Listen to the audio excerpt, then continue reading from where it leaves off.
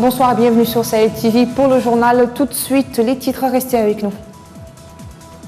Le président Mohamed Cheikh El Ghazouani a réitéré sa volonté de mettre en œuvre les engagements souscrits dans son programme électoral à la faveur duquel il a obtenu la confiance des Mauritaniens. C'était hier à l'occasion de son premier Conseil des ministres.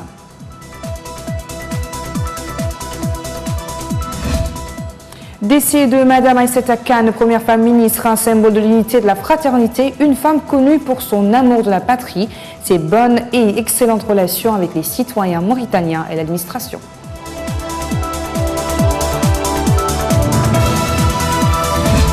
Hajj 2019, les pèlerins mauritaniens ont accompli aujourd'hui la station à Arafat, le principal pilier du pèlerinage.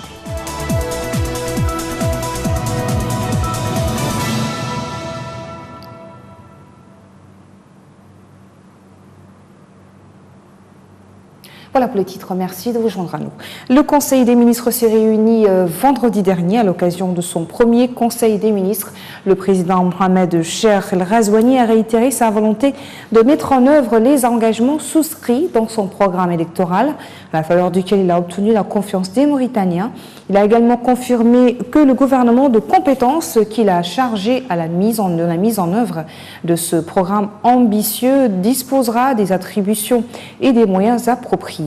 Les membres seront entièrement responsabilisés et devront donc faire preuve d'efficacité pour l'atteinte des objectifs escomptés, ce qui requiert notamment de leur part de mettre en place une administration efficiente et d'instaurer une gestion axée sur les résultats. Selon El Ghazouani, le gouvernement va procéder sans délai à la prise des mesures idoines en vue d'assurer une amélioration rapide des conditions de vie des populations, notamment dans les secteurs vitaux ayant un impact direct avec le quotidien des citoyens.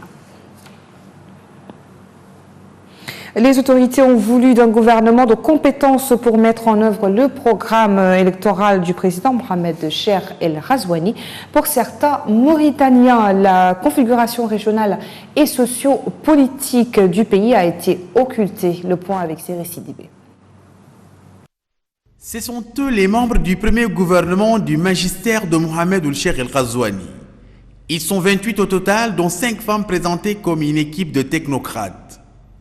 Selon des sources proches de la présidence de la République, le casting a été rigoureux et très sélectif pour honorer la fonction ministérielle en accordant la primauté à la compétence. C'est en soi une rupture. On favorisait jusque-là d'autres arguments autres que la valeur et le mérite pour le choix des ministres. Conséquence, le fauteuil ministériel a fini par être banalisé, si bien que le costume de membre du gouvernement s'est adapté à toutes les mensurations. Mais cet élitisme recherché dans le mode de recrutement des ministres n'est pas du goût de tout le monde. L'ancien candidat à la présidentielle du 22 juin de la coalition Vivre Ensemble, Kane Hamidou Baba, a indiqué que la nouvelle équipe gouvernementale ne répond pas au contexte d'un pays souffrant d'une double fracture nationale et politique au lendemain d'une élection présidentielle marquée par une crise majeure. Certaines personnalités politiques ont également regretté l'absence de l'opposition au sein du gouvernement. D'autres estiment qu'on a composé ce gouvernement en faisant fi des considérations géographiques, régionales ou socio-culturelles propres à notre pays. Des paramètres, selon elles, fondamentaux pour susciter l'adhésion populaire. La communauté Wolof a tenu une conférence de presse ce matin dans les locaux du Forum national des organisations des droits de l'homme, FONAD. Elle fustige ce qu'elle appelle l'exclusion de la communauté Wolof dans le nouveau gouvernement du président Mohamed Cheikh El Ghazouani. Les Wolof ont contribué largement à l'élection du président au premier tour, a déclaré leur porte-parole. Elle a enfin regretté l'absence de cette communauté qui a beaucoup de cadres capables de diriger des portefeuilles ministériels. Nous écrivons cette lettre pour dire notre indignation en tant que communauté faisant partie intégrante de ce pays et que nous aimons tant. Cette indignation est causée par l'absence totale de ministres issus de notre communauté du gouvernement, dont les membres ont été nommés le 8 août 2019, où toutes les autres composantes de la société mauritanienne sont pourtant bien représentées. Sauf les Wolofs, alors qu'une campagne sans précédent avait été menée par des Mauritaniens patriotes membres de notre communauté, pour l'élection au premier tour du président de la République, Mohamed Cheikh Ghazouani. L'ancienne ministre, je vous lis en titre mauritanienne, Madame Aïssata Kane, est décédée ce matin aux alentours de 11h30 dans les services du Centre national de cardiologie de Nouakchott. Selon nos informations qui nous sont parvenues, elle souffrait d'un malaise. Elle fut ministre dans l'un des gouvernements du premier président, Maître Mortar Ould Daddah, une femme connue pour son amour de la patrie, ses bonnes et excellentes relations avec les citoyens mauritaniens et l'administration. Une femme, dit-on, qui a toujours manifesté sa citoyenneté et son engagement et son attachement à la Mauritanie, malgré le poids de l'âge et la fragilité de sa santé. Hamaoula Jagana. L'ancienne ministre et activiste des droits de l'homme, Aïssata Kane, est décédée ce matin à Nouakchott à l'âge de 81 ans. Maman Aïssata, comme l'appelait la jeune génération, a consacré toute sa vie durant à la défense des droits de l'homme et à l'action politique en Mauritanie et dans la sous-région. La défunte a été la première femme à occuper un poste ministériel dans les années 70, celui des affaires sociales et de la famille, poste qu'elle avait occupé jusqu'au coup d'État contre le premier président mauritanien Mortar Ould Daddah en 1978. Aïssata Kane est née en 1938 à Dar el-Barka dans le Brakna. Elle a été l'une des premières femmes mauritaniennes à s'orienter vers l'enseignement moderne, naguère encadré par les autorités coloniales françaises. Elle est entrée à l'école de la ville de Saint-Louis du Sénégal les années 50 et en 1957, elle avait constitué un groupe de recherche avec l'objectif l'encouragement des filles à l'accès à l'éducation et à lutter pour les droits de la femme à l'enseignement.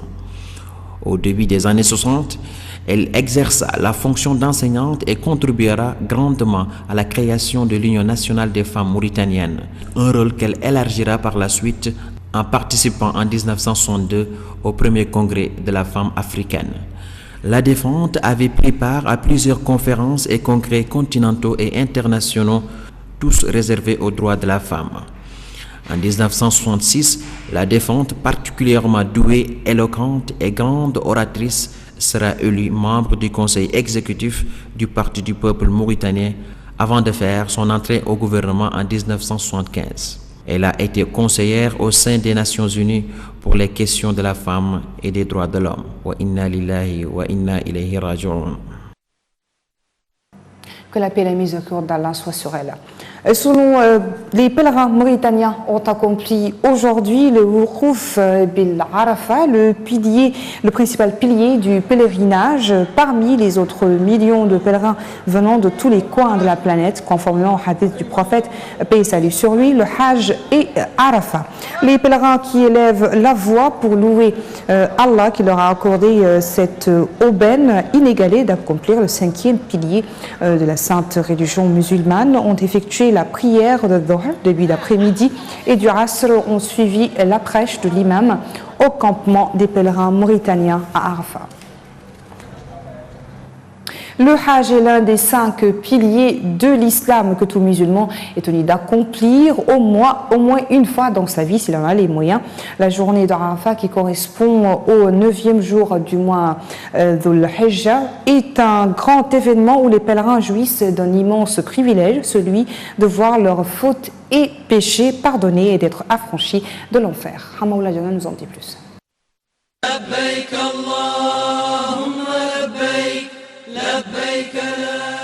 Des milliers de fidèles se sont rassemblés aujourd'hui sur le mont Arafat, près de la Mecque, pour une journée de prière et de recueillement qui représente le moment le plus intense du Hajj. La journée avait commencé sous un soleil de plomb, poussant de nombreux pèlerins à se munir d'ombrelles. Dans l'après-midi, des averses orageuses se sont abattues sur le mont Arafat, Jabal al-Rahma, mont de la miséricorde, où les fidèles venus du monde entier étaient regroupés. La température est passée en quelques minutes de 38 à 23 degrés Celsius. Beaucoup se sont mis à prier, les paumes tournées vers le ciel, la pluie étant vue comme un signe de bénédiction. Certains ont fondu en larmes, lançant d'ardentes supplications. Dès l'aube, les fidèles, des hommes et des femmes, tous vêtus en blanc, ont commencé à se rassembler sur les flancs de cette colline rocailleuse et grisâtre, se recueillant dans une atmosphère de dévotion. Au total, plus de 2 millions de pèlerins participent au Hajj cette année selon de nouveaux chiffres publiés par les autorités saoudiennes.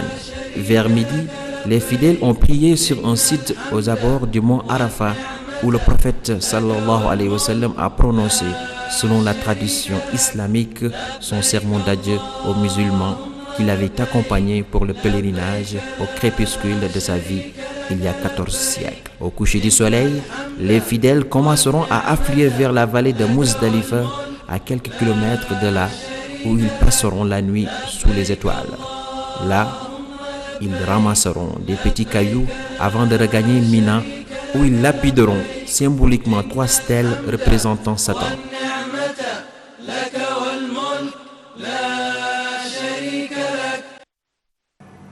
Une centaine de personnes ont déposé un dossier de candidature pour la présidentielle anticipée en Tunisie.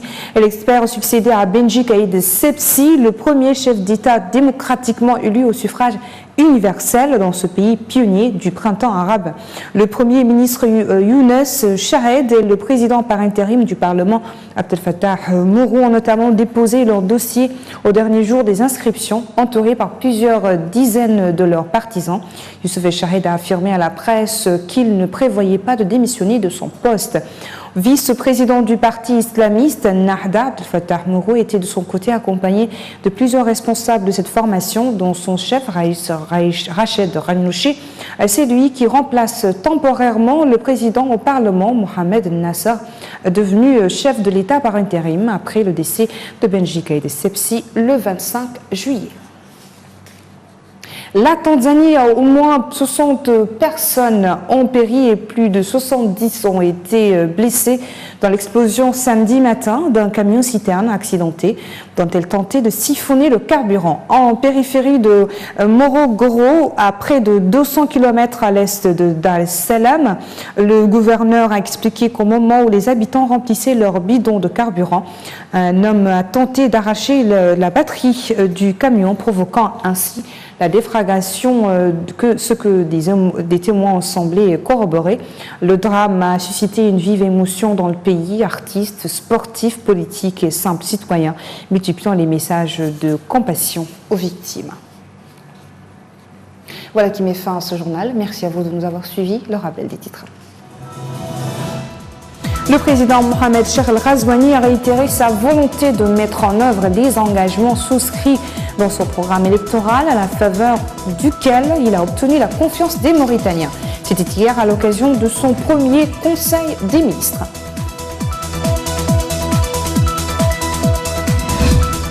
Décès de feu Madame Aïssata Khan, un symbole de l'unité et de la fraternité nationale, première femme ministre. Une femme connue pour son amour de la patrie, ses bonnes et excellentes relations avec les citoyens et l'administration.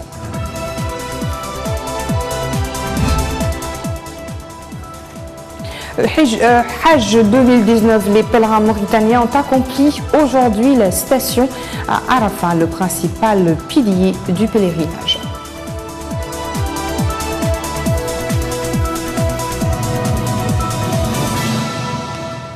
Excellente fin de semaine en compagnie des programmes de Saïd TV. Bonsoir.